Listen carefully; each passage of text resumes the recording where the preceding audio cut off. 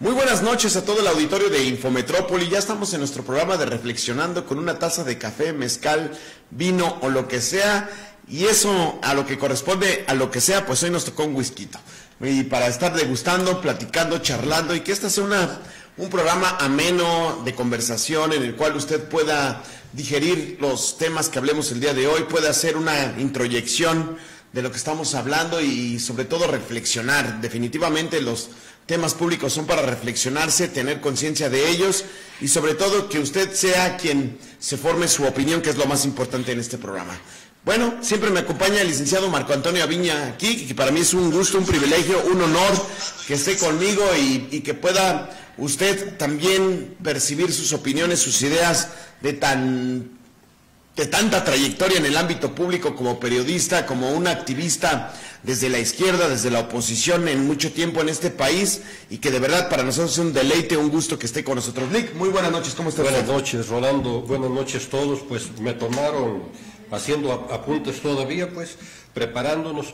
Pues hay temas importantes, temas de actualidad que ya he visto en otros medios, pero le falta el sazón que le ponemos, ¿no? El ingrediente de la interpretación, y sin darle un sesgo, simplemente aderezarlo y dejar el margen suficiente para que sea usted quien tome la mejor decisión, quien norme su criterio. Aquí simplemente hacemos un aporte y ofrecemos argumentos para el debate de ideas. Bueno, ayer, sin duda, es un día memorable, el Día Internacional de la Mujer, en el cual hay muchas manifestaciones en todo el mundo en cuanto a el posicionamiento de derechos. Y desde mi perspectiva y desde mi singular opinión, se ha difuminado tanto este Día de la Mujer y tiene muchas aristas, tiene muchos matices, tiene muchos crisoles en cuanto al análisis de ella, que si se debe de felicitar, que si no se debe de felicitar, que si es una marcha por la violencia en contra del género femenino, si es contra la vida, si es contra las libertades sexuales, si es en el posicionamiento público de la mujer, si es en el rol familiar, si es en el rol social. En fin, creo que la mujer, y me da pie a dar este comentario, el espectro de la mujer es tan amplio en su diversidad, en su magia, en su visión, en lo que representa, que creo que el tema, para poderlo resumir a tan solo un día, el Día Internacional de la Mujer, queda tan cortito. En fin, y esto es mucho de lo que se hablará. ¿Cuál es lo que hoy debe de ser el rol de la mujer en el ámbito público, en el ámbito familiar, en el ámbito profesional, en el ámbito internacional, en el ámbito emocional, en el ámbito esencia? Creo que queda muy corto para poderlo resumir a un día, ¿no, licenciado? Es un abanico extremadamente volátil, polémico, inacabado, porque ciertamente son muchos los reclamos pendientes en la agenda de las mujeres, partiendo desde la prehistoria, desde la imposición de la fuerza bruta y de un dominio por parte del macho, que venimos arrastrando todavía mucho de ese machismo en México, costumbres dominantes de humillación, de posesión. Hemos comentado ya en programas anteriores, hubo en los años 70, 80 una teoría sobre la mujer objeto, una mujer donde la mayor parte de la carga publicitaria estaba dirigida hacia la mujer, pero en su condición de cosa, de objeto, de simple y sencillamente un adorno en la vida del hombre. Y eso ha venido cambiando con sus aristas. Los términos de igualdad tienen que ser en el terreno de las oportunidades, no en el terreno de la igualdad en cuestión física, en cuestión emocional. Está probado que las mujeres llegan a un proceso de madurez mucho más rápido que los hombres en la pubertad, en la adolescencia. El hombre todavía anda jugando carritos y construyendo castillitos en el viento. La mujer ya está pensando con cuestiones más sólidas, de ir perfilando ya un modo de vida. Entonces, hay cuestiones que el hombre no permite por pensamientos atávicos. Incluso mucho retraso se debe a factores de carácter religioso, donde la mujer es considerada simplemente como uno de los elementos nada más para la procreación. Y eso no es justo. Relativamente, Rolando, tienen poco tiempo educándose las mujeres. Estamos hablando de los años 50 para acá, en el caso México. Incluso 100 años después de que empezó el derecho al voto, la exigencia, en 1857 comienza en Nueva York una marcha de 15,000 mujeres protestando por las condiciones de trabajo, condiciones laborales, pues un trato injusto, inhumano y malos salarios. Y aparte no tenían derecho al voto. Se les fueron concediendo, fueron haciendo conquistas, pero hasta 1955, 98 años después, se emite el primer voto femenino en México. O sea, 100 años. Tiene 70 años. ¿Perdón? El voto femenino hoy tiene 70 años. Tiene 70 años apenas. Femenino. Entonces, lo hemos comentado en otros temas. Somos una república joven, una nación. 200 años. Sí. 21, tenemos 202 años. Vamos a cumplir 202 años como nación. Y de proceso evolutivo. Y no como república, sino como un imperio. Crece la nación mexicana con Iturbide como un imperio, la república, ¿no? Se Pero forma hasta Juárez, ya es cuando surge el Estado mexicano. Bueno, entonces, en 1909 fue el primer día que se celebra ya formalmente la mujer, el 8 de marzo, es el Día de la Mujer en los Estados Unidos. Hay una marcha también ahí para conmemorar. En 1911, más de 100 mujeres trabajadoras que reclamaban todavía por condiciones laborales murieron a causa precisamente de un mal ambiente laboral. Y es hasta 1975 que la ONU reconoce el 8 de marzo como Día Oficial, el Día Internacional de la Mujer, incluso lo declara Día Internacional feriado. Voy a poner un paréntesis nada más. Guterres, que es el presidente de la Organización de las Naciones Unidas de la ONU, en su comunicado dice que para que la mujer pueda tener la igualdad al hombre en cuanto a salarios, oportunidades, tendrán que pasar 300 años más. En la manera en la que se ha venido desarrollando la mujer en el ámbito social, académico, educativo, laboral. 300 años al ritmo que lleva la sociedad mundial para que la mujer pueda tener los mismos o las mismas oportunidades o los mismos derechos que el hombre. De acuerdo a Guterres, que es el Guterres, como se pronuncia fonéticamente, tendrá que pasar 300 años. Es un diagnóstico bastante, creo, cruel, desolador, que pasen 300 años. Bueno, México estamos hablando que tenemos 200 años y tendrá que pasar la mitad y media para que la mujer pueda tener estos derechos en el mundo, no en México, sino en el mundo. Creo que es una proyección, ¿verdad?, bastante desoladora, triste, y en el cual creo que debe ser preocupante, y con sobrada razón las mujeres se siguen manifestando en este tema. Es importante que no cejen en su esfuerzo, en el reclamo del derecho, pero sobre todo en el reclamo de demostrar por qué merecen ese estatus, el término de la igualdad.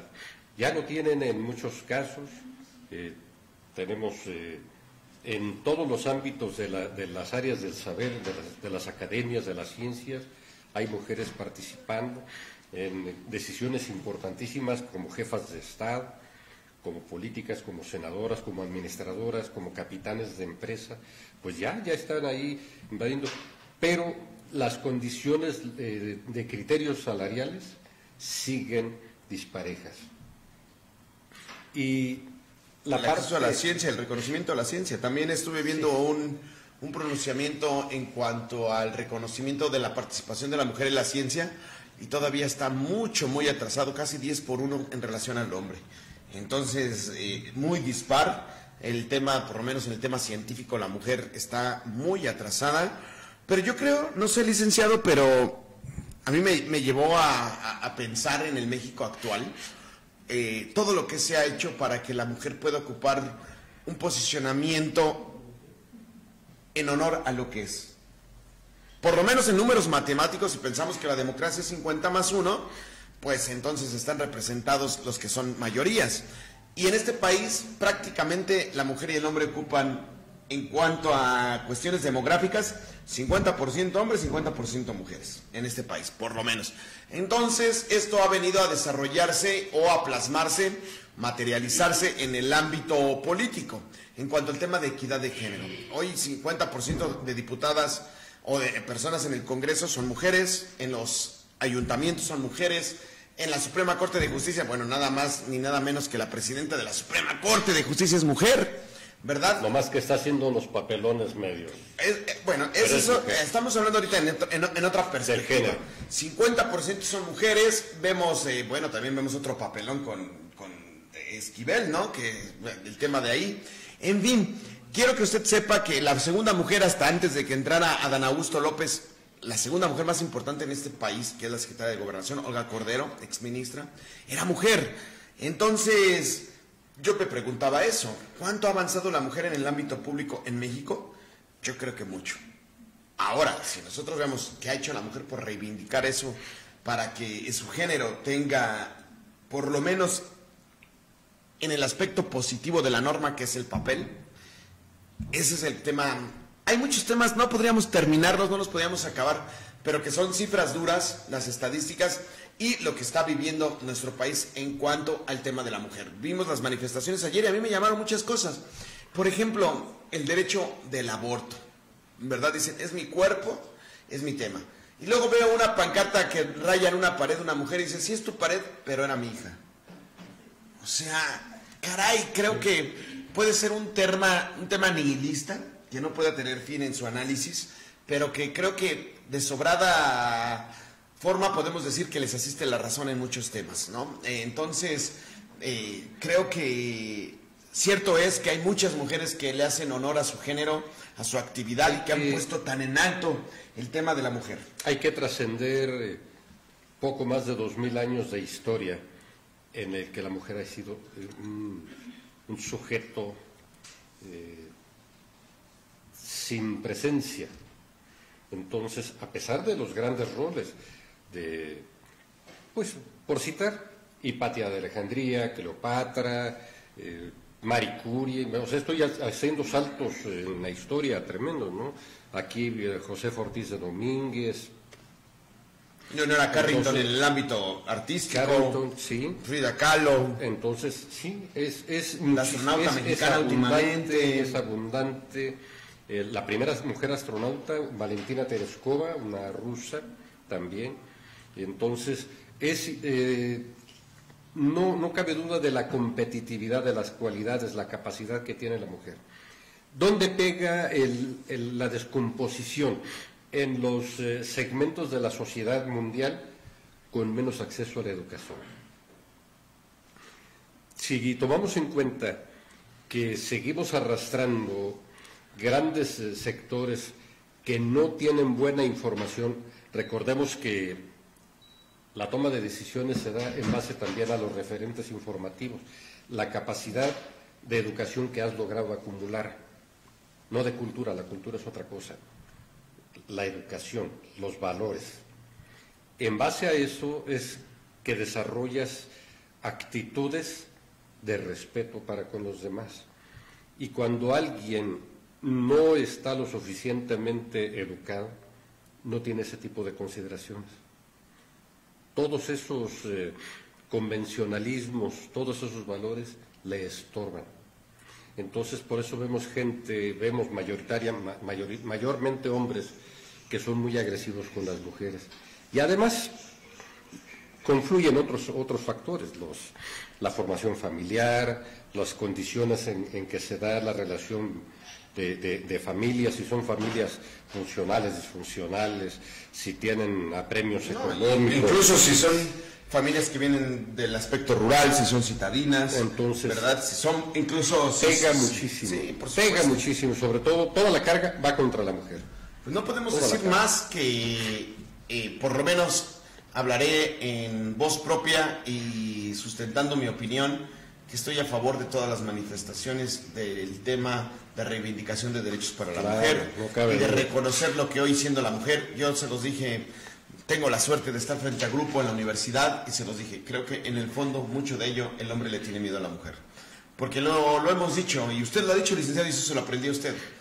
La mujer se equivoca cuando cree que tiene los mismos, que tiene que ser igual al hombre. No es cierto, la mujer es sumamente superior fisiológicamente, biológicamente, emocionalmente, espiritualmente al hombre. Y yo eso lo he traspolado a un concepto muy mío. Creo que el hombre, el hombre le tiene miedo a la mujer.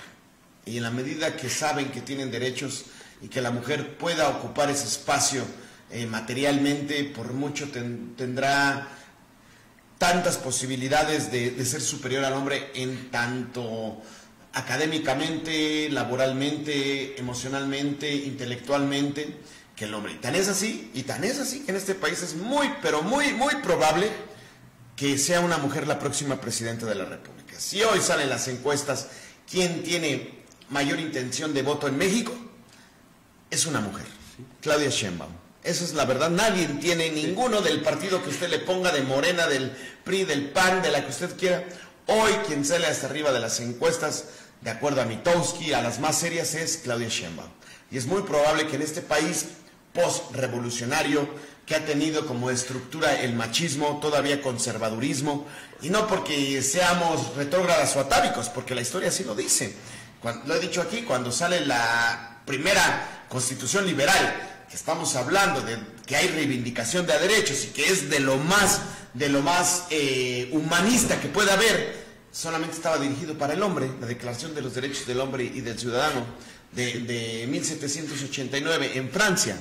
A la mujer no se le reconocía como ciudadana, y no es por unas cuestiones atávicas, simplemente era por la estructura social que se vivía en ese entonces.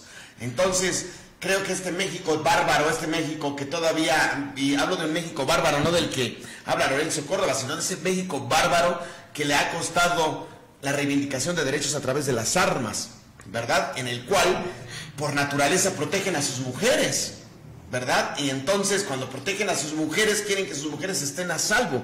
No es porque sea una cuestión machista de querer ser una superioridad sobre la mujer, no, este machismo, creo, institucionalizado en nuestro país, en la sociedad, es proteccionista. No dejas salir a tu hija después de las 9 de la noche, no porque la quieres tener encerrada, no, porque la quieres cuidar de que no le pase nada. No quieres que tu hija vaya a desarrollarse una empresa, no porque no quieras que tenga un ingreso, no, porque puede ser violentada en una empresa. Entonces, creo que hay muchas cosas que todavía quedan en el tintero y que se ha aprovechado un sector muy importante para sacar raja en varios temas, ¿no? Quienes gusta la violencia, infiltrar movimientos, pero que al final de cuentas sí tienen la razón al exigir derechos, sí tienen razón al manifestarse, sí tienen razón al decir no hemos tenido las mismas oportunidades, sí tienen la razón de decir que tienen la oportunidad y la capacidad de poder manejar las riendas de muchas cosas. Eso sí es una verdad. ¿No, Lic? Por supuesto. Y como contraparte de la debilidad masculina, tomo de ejemplo, lo digo, no es literal, pero no le falta mucho para ser una realidad. Usted ve un partido de fútbol, chocan dos futbolistas, a algunos se le cae la pestaña una pestaña y el tipo hace un escándalo porque perdió una pestaña y quiere que todo el planeta sepa que perdió una pestaña. Entonces, a ese nivel estamos. Las mujeres, en cambio, en un encuentro deportivo, unas arrastradas que se dan y salen como si nada. Por supuesto. No se digan cuestiones fisiológicas de crear vida, de dar nacimientos, de una gripa. Yo se los digo, se los decía a mis alumnas ayer, digo, no, nosotros nos da una gripa y nos quedamos una semana acostados. La mujer con una gripa sigue haciendo de comer, sigue preparando, sigue sacando al hijo, sigue con lo todo. Lleva a la escuela. Correcto. Una mujer no se queda acostada por una gripa, nosotros nos quedamos 3-4 días acostados. Entonces, a eso le tenemos miedo. En el fondo, muy humilde opinión y en lo personal, el hombre le ha tenido miedo a la mujer porque sabe que va a dominar tarde que temprano. Tenemos miedo a volvernos inútiles, que lleguen a desarrollar una capacidad tal que no ocupen a un hombre, más que en lo esencial para, ahora sí, invertir el papel para procrear. Nada más. deja ver a ver si me hace un hijo. Nada más, corre, vete. Sí. Cierto es. Pues este análisis es muy de Infometrópoli, no creo que se dé en otro lugar, no creo que usted lo pueda ver con todo respeto, y no porque nosotros nos sobre calidad nos creamos especiales, pero es un análisis interesante y en el cual usted puede retomar lo que a usted le convenga, claro, y lo que usted crea, y nos puede criticar, lo puede decir, se puede manifestar. Tenemos aquí, hoy sí hacemos un programa de comunicación en vivo en el cual usted me escribe, yo le leo su mensaje en este momento y puede manifestarse para construir ideas. No hay otra cosa más importante para cambiar la situación que es construir ideas. Y a través de las ideas es como se cambian las cosas. Toda cuestión, toda acción parte de una idea. Y más valientes las mujeres, más valientes que los hombres. Por supuesto que sí. Hasta para tener hijos. Las Adelitas, la historia de la humanidad, quien ha revolucionado esto ha sido las mujeres. Por supuesto que sí. Pues bueno, vamos a pasar a otros temas. No terminaríamos de hablar del Día de la Mujer, por supuesto. Sí. Y no hablamos de la parte sentimental, emocional, qué haríamos los hombres y las mujeres, que a lo mejor rayaría un poco en el machismo, pero la verdad es que creo que nosotros podemos hacer muchas cosas, pero ellas con un desdén o con un desamor nos parten el alma. Esa es una verdad. Pero en fin, vamos a hablar... O nos arreglan la vida. O nos arreglan la vida, por supuesto que sí. Vamos a hablar un poquito de lo que ha sucedido en cuanto a unos norteamericanos que han perdido la vida a manos del crimen organizado en Tamaulipas y que ha desatado algo, una andanada de críticas por parte de los republicanos. Andrés Manuel lo ha dicho bien, o sea, no son los norteamericanos, no es el pueblo norteamericano, es un sector republicano que trata de impregnar sus ideas de cerrazón raciales en contra de México y en el cual puede ser que sí les asista la razón. En el fondo sí, las formas tal vez no lo son, y que ha creado un poco de discrepancia, ha creado un poco de áspora en la relación de México con Estados Unidos, y en el cual no es para menos, para nadie es un secreto también que el tema de la seguridad en el país se ha salido de las manos de todos, y que esto está sobrepasando cualquier ámbito de gobierno o de administración, se hace del color que sea, verde, rojo, café, morado, guinda, del que usted quiera, está sobrepasado. Entonces, creo que ha formadose un tema en el cual hay una iniciativa de la Cámara en Estados Unidos por el cual quieren que el ejército norteamericano, primeramente, Estados Unidos nombre como enemigos de Estados Unidos a los cárteles mexicanos, y segundo lugar, que traten de una manera u otra el ejército norteamericano tomar cartas en el asunto en nuestro territorio nacional. Incursionar acá en México. Entonces, territorio. Esa es una historia, ya lo han hecho los norteamericanos. Yo siempre he dicho, los norteamericanos, amigos de nosotros, nunca lo han sido, esa es una verdad. Ellos han invadido, nos han pisoteado, nos han hecho lo que han querido en todos los temas, y en el cual hoy ya es más evidente por lo que está sucediendo. ¿Será que pueda suceder esto? ¿Será una ventaja? ¿No será una ventaja? Entonces vamos a tratar de dilucidar este tema aquí en esta mesa. Todo el mundo recordamos que la producción de drogas en México comienza por pedido de los Estados Unidos. Durante la Segunda Guerra Mundial, ellos mandaban tropa a Europa y empezaron con varios fenómenos. Primero, el bracerismo. Piden que México mande hombres a trabajar, a mantener al pueblo de los Estados Unidos, a mantenerlo, a producir alimentos, a producir... Bueno, porque estaba la Segunda Guerra Mundial, los bienes de consumo. Ellos estaban empleando a todo su personal, a todos sus ciudadanos, mandándolos a los jóvenes, mandándolos a la guerra. Ocupaban quien trabajara, quien produjera alimentos, quien estuviera al frente en las industrias, incluso en la producción de armas. México aportó muchísimo. ¿Por eso tiene ese nombre? Braceros. Braceros. El nombre de braceros no significaba más que brazos. No braceros porque eran las brasas y hacían carbón, ¿no? Eran brazos. De ahí viene el nombre de que le ocupaban brazos para la producción de energía, para el movimiento de atender los campos, atender la producción de alimentos, por eso se llamaban braceros, porque estaban brazos para crear la productividad de Estados Unidos. Entonces, junto con todo eso, demandaron también los medicamentos para atender heridos, y entre otros, pues la morfina, la marihuana para atenuar los dolores y dar valor a los soldados. Y empiezan a estimular convenios de gobierno a gobierno, que hubiera plantaciones en México controladas y toda esa producción se las enviara para dotar al ejército de los Estados Unidos de apoyos psicotróficos para que permanecieran y aguantaran la guerra. Bueno, todo eso se transformó al paso de los años. Cuando termina la guerra, queda la inercia de la producción de enervantes. ¿Por qué? Pues porque era dinero de alguna manera fácil. Ya se volvió un mercado un poco prohibido, o un mercado ilegal, pero siguió teniendo demanda. Incluso creció la demanda. ¿Por qué? Porque los soldados que regresaron de los Estados Unidos ya llegaron con adicciones y se transformó en un problema ya de carácter social, de carácter económico, de carácter político, y han ido transformándose las políticas de atención en los Estados Unidos y de intentar retener o controlar el mercado de enervantes, de estupefacientes. Pero lo raro es de que siempre han catalogado ellos como los productores y los malos, a los narcotraficantes de otros estados nacionales, de otros países, cuando que los grandes capos están ahí dentro de los Estados Unidos. ¿Por qué? Porque un narcotraficante mexicano llega y se los pone allá, él lo distribuye, él se las entrega y allá tienen sus centros de distribución. Al final de cuentas los consumidores son ellos, ¿no? Allá están. Hoy lo dijo Andrés Manuel, bueno, que atiendan a sus jóvenes, ¿no? Entonces, hay ese tipo de consideraciones que pueden prestarse a un debate ininterminable, causas, efectos, todo por todo lo que daña.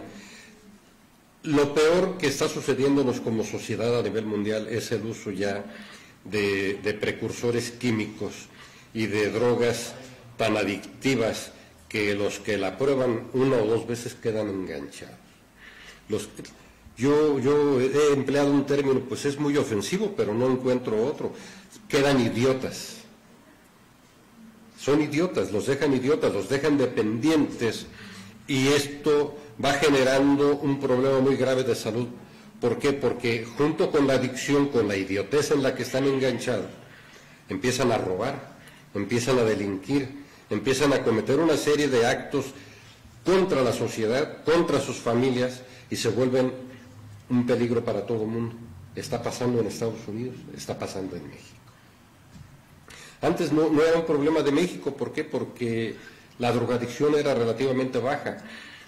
Cuando entra Vicente Calderón García a la presidencia de la República, que es la tríada de Genaro García, de Felipe Calderón y de Vicente Fox. Ya bautizó ese periodo de la nación, ¿no? Así como cuando entra la Secretaría de Salud, en ese tiempo todavía era Secretaría de Salubridad, tenía en un número cerrado sobre 500,000 de adictos, y éramos sobre 92 millones de mexicanos, 90 millones de mexicanos. Es algo que proporcionalmente no significaba nada. O sea, sí había gente con problemas, pero tú dices, bueno, hay 90 millones de mexicanos, 500,000 son adictos, se manejan fácilmente. Ahorita somos 120 millones de mexicanos y rebasamos los 2 millones de adictos. No es proporcional, y el problema es de que estos 2 millones de adictos ya son un riesgo para todo el mundo. ¿Por qué? Porque es gente que no puede frenar su tendencia a la drogadicción. Van a delinquir, en primera instancia roban cosas insignificantes, pero luego van a ir escalando por la necesidad y lo van a ir haciendo a través de medios, primero de manera furtiva, luego de manera descarada, luego ya con violencia. Lick, vamos a hablar del tema de más fondo, del tema de que los norteamericanos... Yo recuerdo muy bien una plática alguna vez con un uruguayo que conocí, y me brinca, de verdad es que me brinca, y creo que tiene un análisis más que patriota de fondo. Y él decía, a mí no me importa que pongan la bandera de las barras y las estrellas en Uruguay, mientras mi familia tenga educación, tenga que comer, tenga seguridad, pueda yo pasar con tiempo con mi hijo y que pueda yo salir a la calle libremente. Pero eso no es el propósito de la bandera de las barras y las estrellas. Entonces él decía, a mí no me importa que vengan, digo, no lo sé, pero el problema de que tenemos en nuestro país de violencia es muy claro. Es muy grande. Y que ha rebasado. Prohijado por los dos gobiernos en turno. Pero bueno, yo hablo que Andrés Manuel hay soberanía y dice Andrés Manuel, nosotros somos soberanos y no necesitamos la introvisión. Es decir, él está aceptando que es una responsabilidad propia. ¿Sí me explico? Entonces, aquí lo estoy diciendo.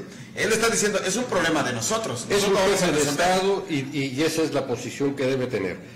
Pero debe estar consciente que si no actúa y echa mano de los sectores de la sociedad que están exigiendo no acciones drásticas o radicales, sino simplemente mayor presencia de control sobre quienes están causando el daño, a mí me parece que eso es por salud pública, eso es un tema obligado. No tiene opción, no es si quiere, no es que yo no quisiera que como presidente de la República debe sentir Andrés Manuel López Obrador. Yo no quisiera que la violencia, no, es que ya está la violencia. El fenómeno ya está, el daño ya está. Y no se va a ir. Es algo que llegó para quedarse, nos guste o no. Que no nos gusta. Bueno, sabemos a quienes no nos gusta. No, yo creo que su gran no lo compartimos. ¿Cómo convivir con ese tipo de personas, con ese tipo de gente que todo lo resuelven a través de un mercado negro, a través de armas o a través de una administración de terror, y que fue sembrado todo este mercado que estamos viviendo, todo lo que estamos viviendo es producto de haber tenido en la presidencia de la República delincuentes como Fox, como Calderón y como Peña, cuyo operador de todo es como dices, no te preocupes, yo hago todo, yo te llevo tu parte. Es el tal Genaro García. Allá lo tienen los gringos. Usted, pero este dijo que lo iba a solucionar. Por eso la gente votó por él. Es su obligación. Por eso la gente votó por él. Sí, es su obligación. O sea, sí, estoy de acuerdo que es la cosa de ellos. Esa es una asignatura pendiente. Ahora, ¿cuál es la solución? ¿Una vía armada? ¿Un baño de sangre? Decir, con inteligencia, como dicen ellos, ya se está dando, pero es contra la sociedad, las víctimas son la sociedad. Habría que invertir, que las víctimas fueran ellos, que sí se matan entre ellos, sí, pero sacan pues más.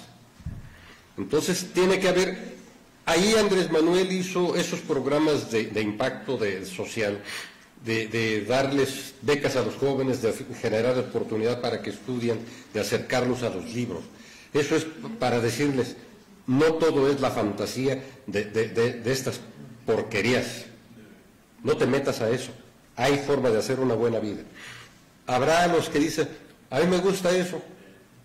Ya sabes a lo que le tiras, ya sabes lo que te espera. ¿Por qué? Porque todos los que se meten a eso está lleno de testimonios. Entran y dicen que son punteros, que son halcones, que son distribuidores, que son tiradores, que son quién sabe cuánta cosa. Y van escalando según ellos. ¿Por qué? Porque están en un mercado furtivo 3-4 meses. Luego los hacen distribuidores y duran otros 3-4. Y luego los usan como jefe de plaza. Y duran 2 años, 3 años. Los desaparecen. Pero creo que es un tema antes. Yo creo que nos brincamos un tema antes. ¿Por qué ellos acceden a ese tema? Yo siempre lo he dicho. A ver, creo que hay una... ¿Qué los llevó? Correcto. O sea, aquí es... los mataron porque eran del crimen organizado. Espérame, ¿pero qué los llevó? Sí, ¿qué los llevó? O sea, para haber tomado una decisión tan radical y que su vida la minimicen a esas circunstancias, a ponerla en peligro o estar privado de su libertad el resto de su vida...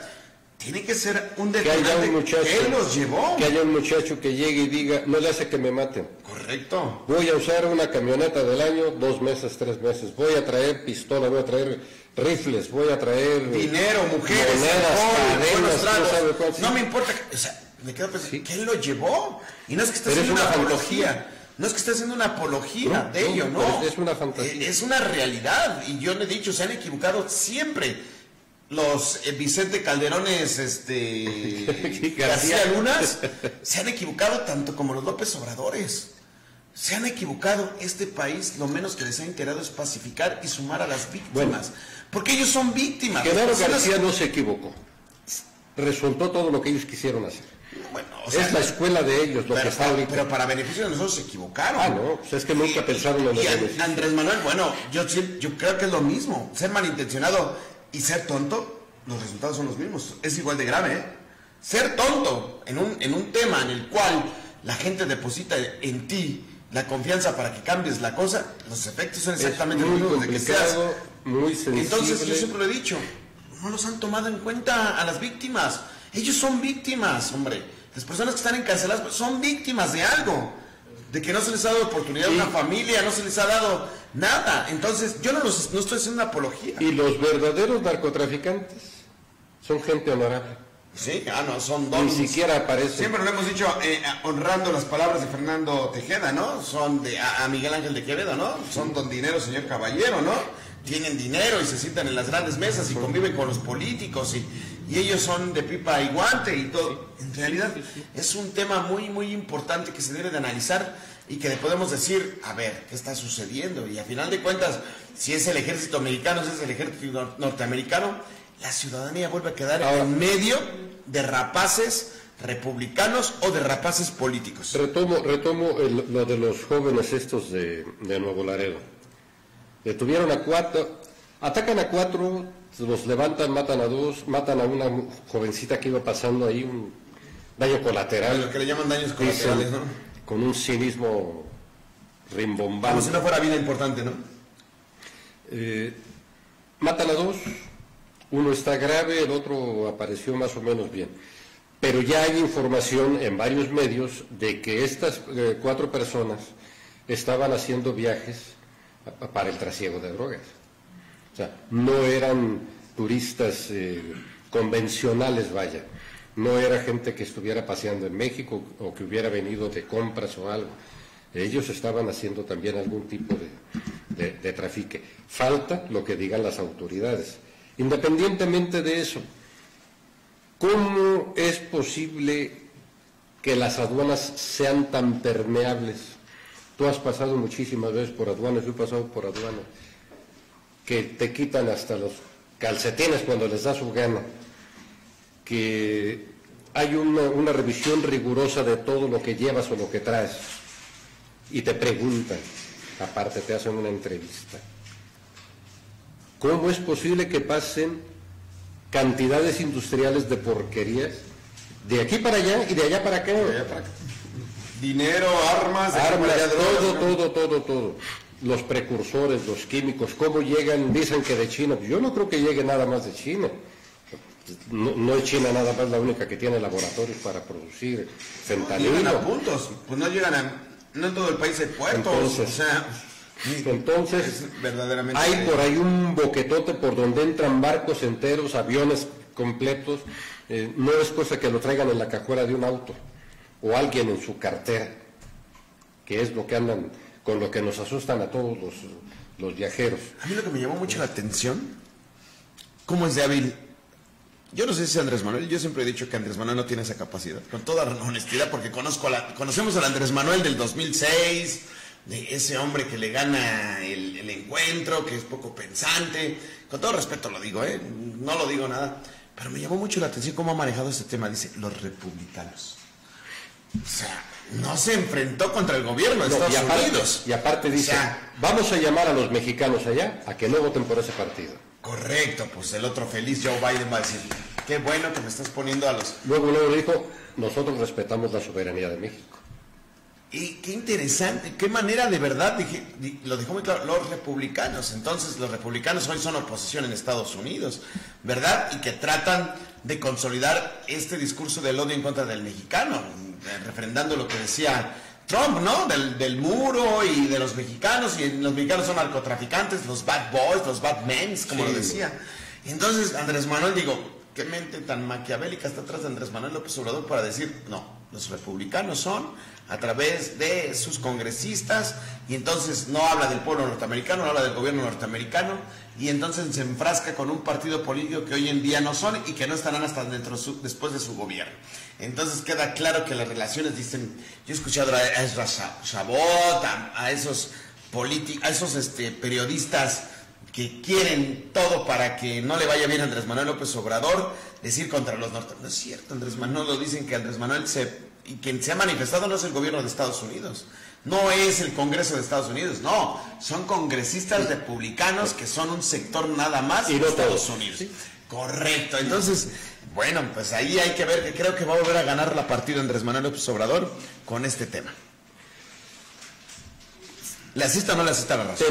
Tenemos que crecer como seres humanos, tenemos que humanizarnos, porque todo este periodo neoliberal nos fue metiendo en una dinámica de individualismo en el que el otro me importa poco mientras yo esté bien. Mientras yo gane más dinero.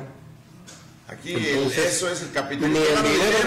Ni el dinero resuelve todo, lo estamos viendo, los que acumularon dólares, que compraron dólares a 23 porque se iba a poner en 30, pues ya le perdieron 5 pesos, 6, está 17. En Morelia yo estuve por ahí, comenté, vi más de 30, 40 lugares donde el dólar lo estaban recibiendo a 16 pesos. ¿A 16 pesos? Y el aeropuerto de Guadalajara el domingo pasado lo estaba recibiendo en 14.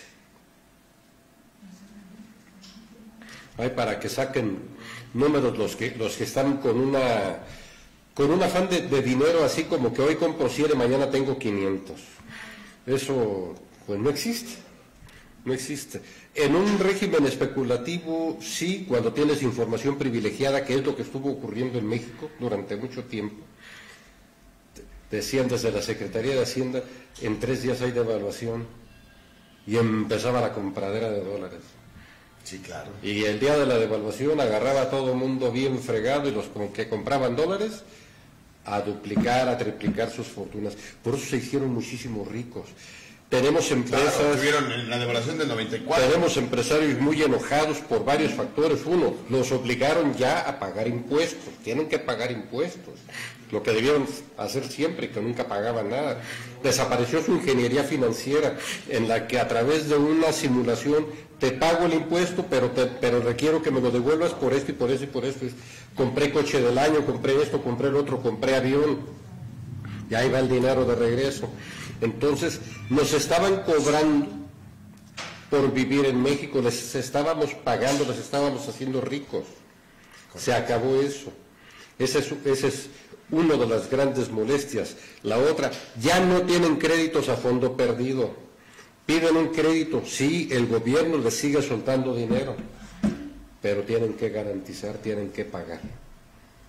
Muchas de las empresas, incluso varias de aquí de La Piedad, están bien metidas en el FOBAPROA, rescatadas por el FOBAPROA, y son los grandes empresarios. No pagaron. O les prestaron a fondo perdido, no pagaron. Entonces aquí los tenemos como grandes personajes. Decir, es que genera fuentes de empleo. A ver, espera. Lo están manteniendo. Lo estamos manteniendo. Correcto. Bueno, pues vamos a hablar de otro tema para cerrar este programa que nos va a llevar un tiempo.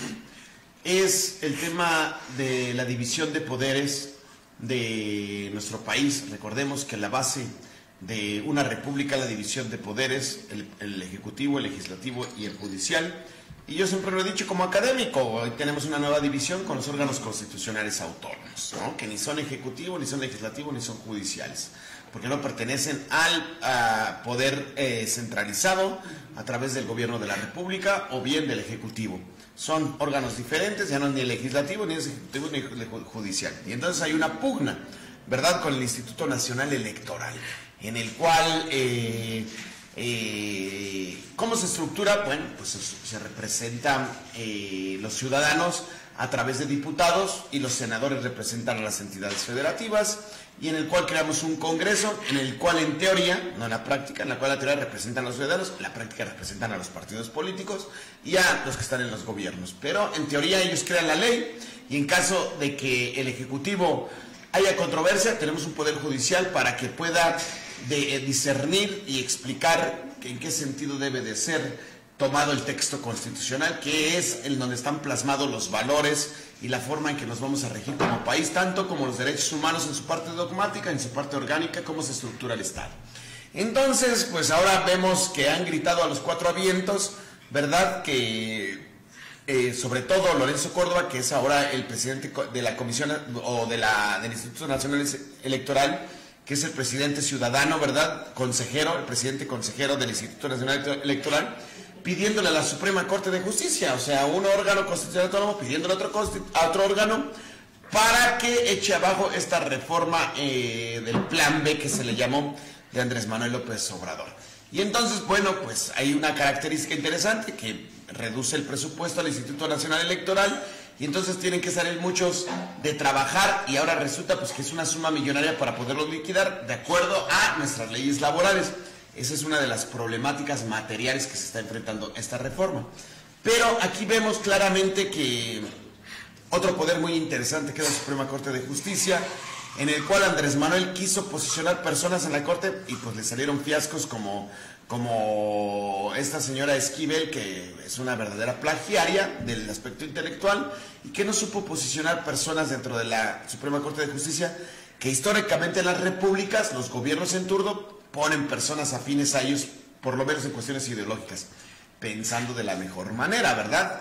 Como sucede en Estados Unidos, o pensando de una manera muy honesta. Para que les cuiden las rateadas. Correcto. ¿Por qué? Porque pueden revocar resoluciones que ellos mandan a través de los congresos. En fin, tenemos esa problemática en este país.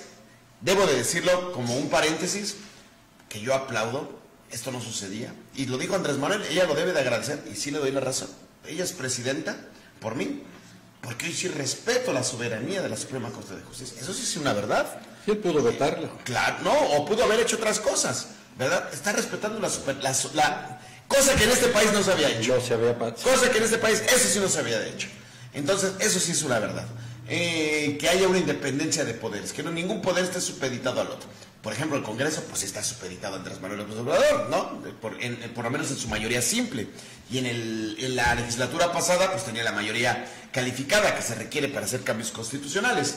Y que en ese momento no lo hicieron, si no lo hubieran hecho con la mano en la cintura. Cuando cambia la Constitución, pues la Suprema Corte de Justicia lo que vigila es la constitucionalidad de las normas que vienen. Y entonces no hubieran podido haber hecho nada, ¿verdad? Porque no hay un instrumento de control constitucional que declare la inconstitucionalidad de la Constitución. No sé si me explico, es muy jurídico, pero que tiene que ver con todo lo que estamos viviendo en este país. Lamentablemente nuestros políticos no son juristas, ¿verdad? Muchos periodistas no son juristas, pero aquí usted sí tiene la oportunidad de escuchar temas de esta naturaleza que tiene que hablar del constitucionalismo y de la forma que se estructuran las repúblicas. En fin, tenemos este problema y puede ser muy probable que la Suprema Corte de Justicia dé marcha atrás a este plan B de Andrés Manuel López Obrador. Es un año complicado, ¿por qué? Porque hay dos elecciones muy interesantes, que es la de Coahuila y la del Estado de México. Que por cierto, Movimiento Ciudadano ya dijo que Coahuila es para ellos y para la oposición, PAN, PRI, PRD, y el Estado de México es para Morena. Que hay un acuerdo, pero hay quien dice, Dante Delgado sabe perfectamente que no tiene posibilidades de pelear y es mejor denostar este tema. En fin, eso es lo que se está viviendo en el ámbito público. Sí, bueno, eso de que hay un acuerdo a mí me parece absurdo. Andrés Manuel no se ha caracterizado por ese tipo de tratos tras bambalinas. Bueno, acá es Morena, ¿no? Bueno, pues, aunque sabemos que Morena es Andrés Manuel, ¿no? Al final de cuentas. Por eso hablo del presidente. Yo no creo que Andrés Manuel les deje por sí, para decir per se, a la oposición Coahuila.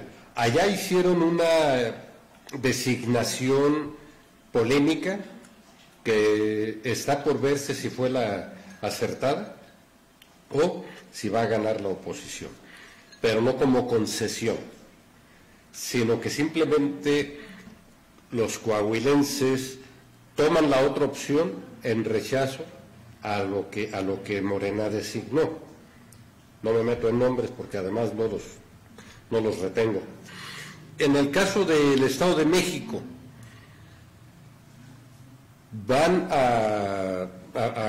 Morena va a ganar la gubernatura. Tomemos en cuenta que la actual candidata hace 6 años le hicieron trampa, quedó el actual gobernador, primo de Peña Nieto.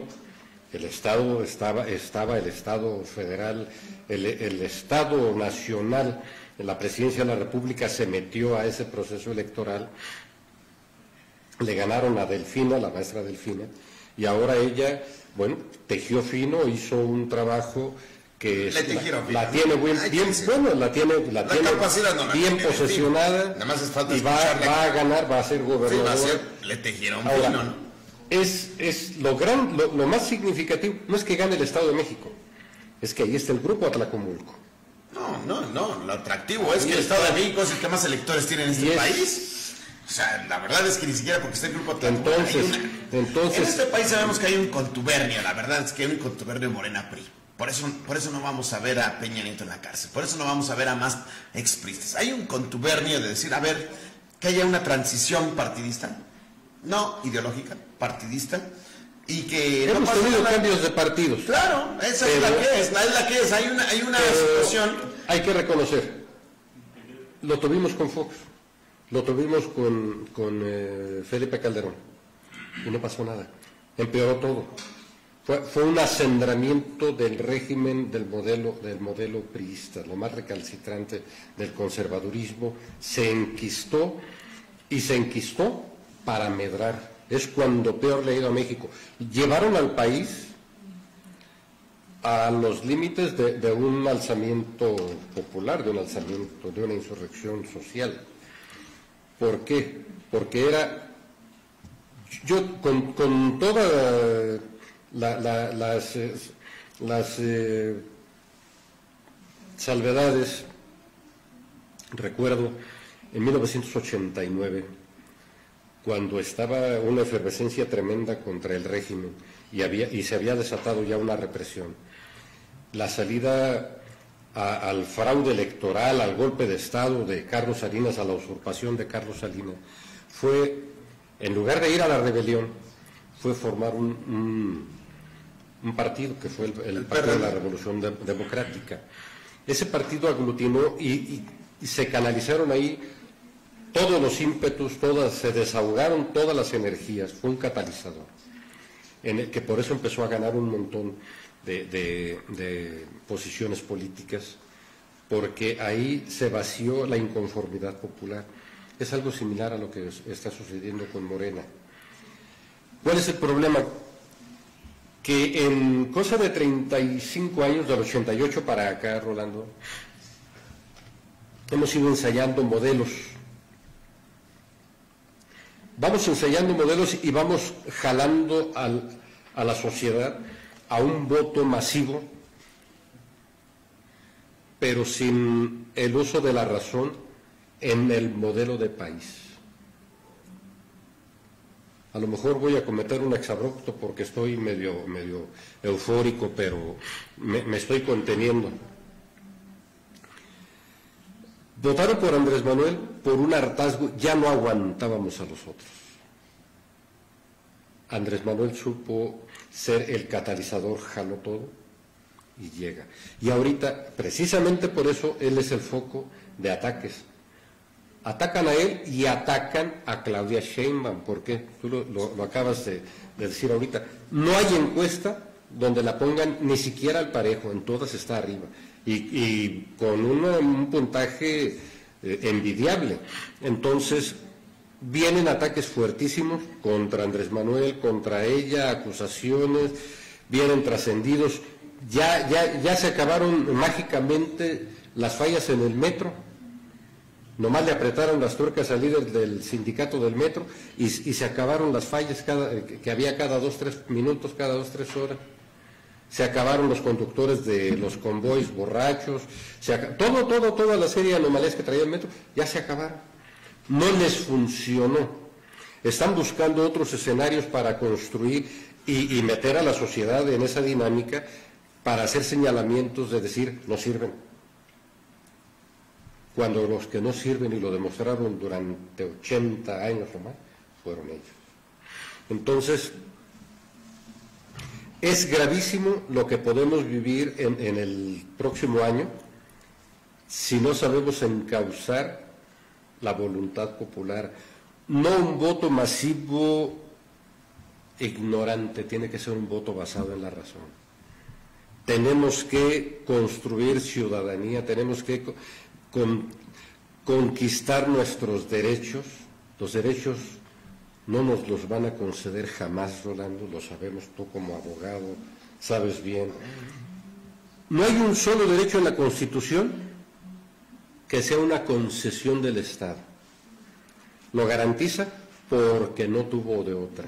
Porque por eso desapareció la esclavitud, porque era una cada derecho rebelión. ha costado ahí, si no es en esta tierra, en otras tierras, pero ha costado sangre. Entonces, tenemos que ir reclamando a todos los actores políticos, a todos los actores sociales, que sean responsables de lo que están haciendo. ¿Por qué? Porque México sí tiene un futuro promisorio si sabemos construirlo. De otra manera, si destruimos lo poquito que ya se avanzó, ya hay un cambio de régimen, no es el que quisiéramos. En 1982,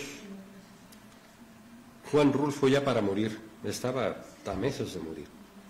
Él hizo un artículo que yo casi memoricé, pero la parte más importante dice: este no es el México que queremos, pero es el único que tenemos y amamos.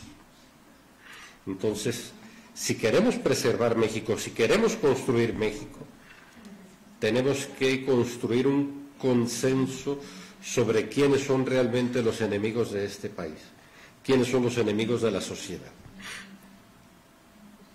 quiénes caben en un proyecto de cambio y a quiénes hay que hacerlos pasar a la historia. O sea, que desaparezcan de la realidad nacional y que pasen a la historia. No que los mates, simplemente los haces ya a un lado. ¿Por qué? Porque ya vimos hasta dónde llegó el narcotráfico en este país. Llegó hasta la presidencia de la República. Llegó a los gobiernos de los estados. Llegó al Senado de la República, a las diputaciones federales, al Congreso Nacional. Lugar más sagrado del país. Es, toda proporción guardada y sin afán de polemizar, como si hubiera ministros de culto narcotraficantes, como si hubiera ministros de culto que desde el púlpito están envenenando a la feligresía con enervantes y nadie supiera. O todos supieran y todo el mundo se hace tonto. Dice, no, pues ahí déjalo, siempre ha sido así. Entonces, eso sería una cuestión extremadamente gravísima. No tendríamos futuro como sociedad, como nación. Pero no parece un foco de luz que parece ser lo diferente. Ni un partido político. Hay que trabajar. No tiene las capacidades. Hay que trabajar en eso. Ni este, ni otro, hay que ni los otros. impulsar cambios. Hay que elegir buenos presidentes municipales, buenos diputados locales, buenos diputados federales. Viene en esta elección dentro de un año y meses cambio en Michoacán, presidentes municipales, síndicos, regidores, diputados locales, diputados federales, senadores, presidente de la República y senadores. Por supuesto. Entonces, hay tiempo para ir templando el debate, para ir preguntándoles a todo el mundo. Bueno, pero ¿qué pretenden? Mitofsky, usted dice que va a haber cambio. Mitofsky hoy en su encuesta que publica ayer u hoy dice que quien tiene la máxima posibilidad de ganar la senaduría por Michoacán es Torres Piña. ¿Es cambio? Ese es falso. Uy. Ese es falso, porque preguntaron nada más de este partido este, de este partido este, de este partido este. Obviamente, al preguntar por partidos y manejar un solo nombre, pues ponen al secretario de gobierno. Pero si me preguntas a mí, el que merece ser senador, porque se la deben, porque tiene méritos, porque ya fue senador, y porque le robaron la gubernatura, pues es Raúl. Bueno, como senador dejó mucho que desear, y yo se lo puedo decir, yo lo entrevisté y lo conozco. Como candidato era bueno, ¿verdad? Como lo hemos visto, como candidato, sí, pero bueno. Pues fue senador con Peña Nieto, no podían hacer más. Bueno, pero no podían nada, hacer no más. hizo nada, No, no, sí, consultó, vino a la Piedad y lo que menos hizo fue consultar, que hacía que, me queda claro. Pero bueno, pues aquí están temas importantes que usted tiene que analizar, que puede ver y que estamos viviendo en nuestro México actual. Y me llamó mucho la atención lo que dijo, cómo manipulan la información y las emociones. Quieren despertar al México bárbaro, dijo Lorenzo Córdoba. El México bárbaro ya despertó desde hace mucho tiempo. Y mira, perdón. México bárbaro es el tema de un libro de John Kenneth Turner. Así es. Y habla sobre las injusticias y las rebeliones, sobre todo en los pueblos del sur. Pero ese México bárbaro eres tú. Por eso me llama la atención el juego de palabras. Y no es Lorenzo Córdoba, no cabe en ese concepto. Él está del otro lado. Es un sinvergüenza, es un ladrón, es un pillo.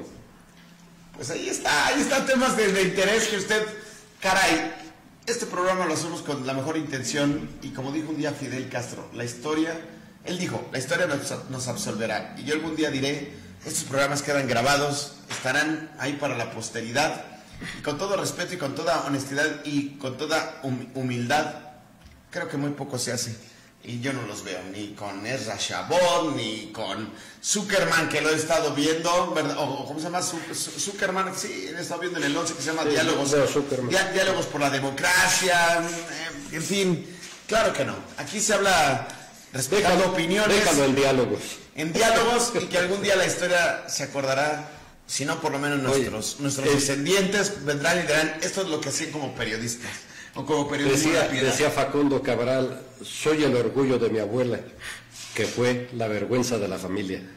Ese me encantó. El 20 de marzo próximo, Rolando, ya finalmente. Sí, claro que sí. Se cumplen 70 años del asesinato de Abraham Martínez. Abraham Martínez Soto, un campesino de Santa Fe del Río, que fue líder agrarista, fue presidente municipal en Penjamillo, fue diputado local, diputado federal. Fue un hombre que llevó a las últimas consecuencias los dictados de la reforma agraria del general Lázaro Cárdenas, al grado que desbarató latifundios aquí en toda esta región y formó 26 ejidos, dotando de tierras a los verdaderos, a sus legítimos dueños, a los campesinos. Entonces, se cumplen 70 años ininterrumpidamente, hay un homenaje, te ha tocado ir. Claro que sí, he estado ahí. A estar por ahí. Que fue su abuelo. Y fue mi abuelo. Fue su abuelo. Abraham Martínez. Y ahorita, lo que son las cosas, tengo varios autores así como que preferidos, ¿no? Pero uno es Bertrand Russell, lo estoy releyendo, y otro es, bueno, ¿para qué me meto ahorita en problemas? Me topé en este libro que leí en los años 80, mira cómo está el papel. Es un papel ya viejo, pero es una ficha de otro libro. El otro libro es de Ludovico Silva, se llama Teoría y Práctica de la Ideología.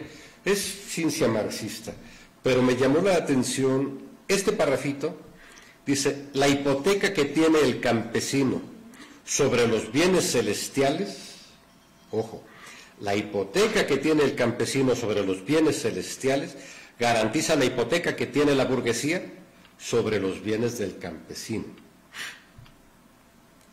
O sea, no tiene escapatoria. Esto lo dijo Carlos Marx. Pues ahí está la calidad del periodismo que se hace aquí en La Piedad y que algún día la historia, esperemos, lo reivindicará. Muchísimas gracias, buenas noches. El licenciado Marco Antonio Aviña aquí, Rolando Flores, desde La Piedad, Michoacán, un 9 de marzo del 2023. Muchas gracias, buenas noches. Buenas noches.